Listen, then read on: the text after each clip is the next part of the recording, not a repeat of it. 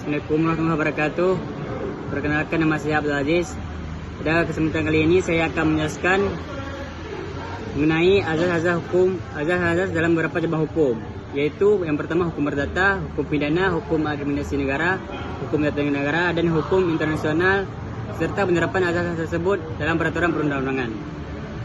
Yang pertama ada hukum perdata. Dalam hukum perdata terdapat beberapa azas penting, yaitu azas kebebasan berkontrak, azas ikat baik, dan azas kepastian hukum. Azas kebebasan berkontrak artinya setiap orang bebas membuat perjanjian selama tidak bertentangan dengan undang-undang, kesusilaan, dan ketertiban umum. Azas ikat baik adalah yaitu perjanjian harus dijalankan dengan jujur. Dan azas kepastian hukum yaitu hak dan kewajiban bagi para pihak dijamin oleh hukum. Contoh penerapan azas kebebasan berkontrak yaitu dalam pasal 1338 UU Perdata, yaitu perjanjian berlaku sebagai undang-undang bagi para pihak. Yang kedua, azas ikat baik, penerapannya dalam pasal 1320 UU Perdata secara asas perjanjian. Dan azas kepastian hukum yang telah diatur dalam Undang-Undang Nomor 8 Tahun 1999 tentang perlindungan konsumen.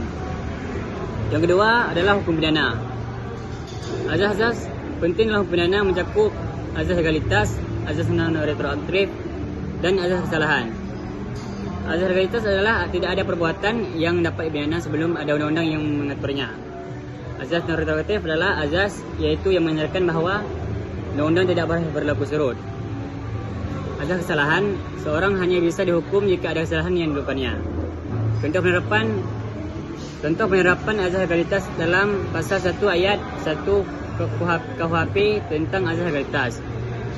Untuk penerapan non retroaktif pasal 291 ayat Undang-Undang 1945 tentang larangan retroaktif. Dan contoh azas kesalahan seseorang hanya bisa dihukum jika ada kesalahan yang dilakukannya. Contoh lainnya pasal 44 KUHP. Yang ketiga ada hukum administrasi negara. Azas pentingnya adalah yang pertama azas kepastian hukum, azas keterbukaan, dan azas kepentingan umum. Azas kepentingan hukum yaitu setiap tindakan pemerintah harus jelas dasar hukumnya. Azas keterbukaan, masyarakat berhak tahu keputusan pemerintah. Dan azas kepastian hukum, azas kepentingan umum, tindakan pemerintah harus untuk kepentingan rakyat. Contoh penerapan azas tersebut dalam undang-undang yaitu azas kepastian hukum. Contohnya dalam Undang-Undang Nomor 30 Tahun 2014 tentang administrasi pemerintahan. Azas keterbukaan contohnya dalam Undang-Undang Nomor 25 Tahun 2009 tentang pelayanan publik. Azas kepentingan umum contohnya dalam Undang-Undang Nomor 14 Tahun 2008 tentang keterbukaan informasi publik. Yang keempat ada hukum tata negara.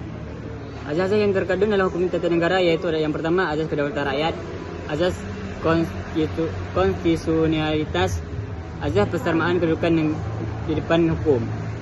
Azas kedaulatan rakyat yaitu kedaulatan berada di tengah rakyat. Sedangkan azas konstitusionalitas, segala tindakan pemerintah harus berdasarkan undang-undang. Azas persamaan kedudukan di depan hukum, semua warga negara sama di depan hukum. Contoh penerapan azas tersebut dalam undang-undang azas kedaulatan rakyat pasal 1 ayat 2 Undang-Undang 1945 tentang kedaulatan rakyat. Azas konstitusionalitas pasal 1 ayat 3 Undang-Undang tentang negara hukum. Azas persamaan kedudukan di depan hukum pasal 27 ayat 1 Undang-Undang 1945 tentang persamaan kedudukan warga negara. Yang kelima ada hukum internasional. Azas-azas yang terkandung dalam hukum internasional yaitu yang pertama azas Pacta Sunt Servanda, azas non intervensi, dan azas saling menghormati kedaulatan negara. Azas Pacta Sunt Servanda yaitu azas yang menyatakan bahawa satu perjanjian harus ditepati. Azas non intervensi, negara tidak boleh mencampuri urusan dalam negeri negara lain. Azas saling menghormati kedaulatan negara. Contoh penerapan azas tersebut dalam undang-undang yaitu azas Pacta Sunt Servanda contohnya dalam Piagam PBB pasal 2 ayat 1 tentang persamaan kedaulatan. Azas non intervensi contohnya dalam Piagam PBB pasal ayat 7 tentang azas non intervensi. Azas saling menghormati kedaulatan negara, Konvensi Wina 1969 tentang azas Pacta Sunt Servanda.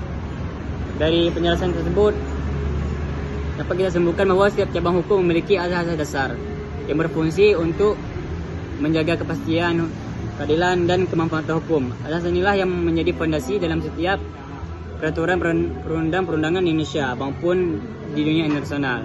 Demikian yang dapat saya jelaskan. Lebih dan kurang saya minta maaf. Assalamualaikum warahmatullahi wabarakatuh.